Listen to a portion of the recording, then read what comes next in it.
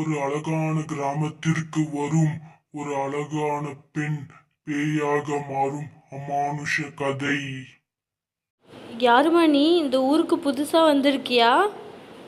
ஆமாம்மா, நான் புதுசாக சென்னையிலிருந்து வந்திருக்கேம்மா. இப்போதாம்மா வந்தேன். சென்னையிலேருந்து எப்படிம்மா தனியாக இங்கே வந்த? யார் வீட்டுக்குமா இப்போ வந்திருக்க? நான் தனியாக தாம்மா வந்திருக்கேன். இங்கே இருக்கிற முத்தாயம்மா பாட்டி வீட்டுக்கு வந்திருக்கேம்மா. முத்தாயம்மா பாட்டியோட பேத்திம்மா நான். முத்தாயம்மா பேத்தியா நீ? உன்னை குழந்தையில பார்த்ததுமா. எவ்வளோ பெரிய பொண்ணாயிட்ட. நல்லா இருக்கியாம்மா? நல்லா இருக்கேம்மா. அப்பா அம்மாலாம் நல்லா இருக்காங்களாம்மா? எல்லாரும் நான் கேட்டதா சொல்லு. சரிம்மா, உங்களை அப்பா அம்மா கிட்ட கேட்டதா சொல்கிறேன்.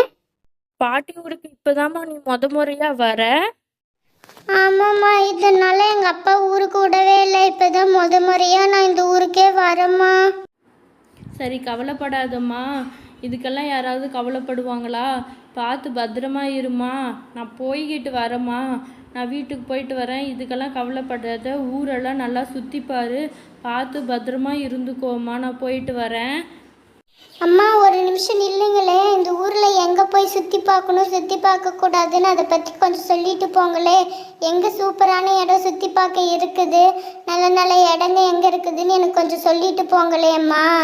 எங்கே வேணால் சுற்றி பார்க்க போமா. ஆனால் அந்த காட்டு பக்கம் இருக்கிற குகைக்கு மட்டும் போயிடாத. அங்கே நிறைய சாத்தான் இருக்கிறதா சொல்கிறாங்க.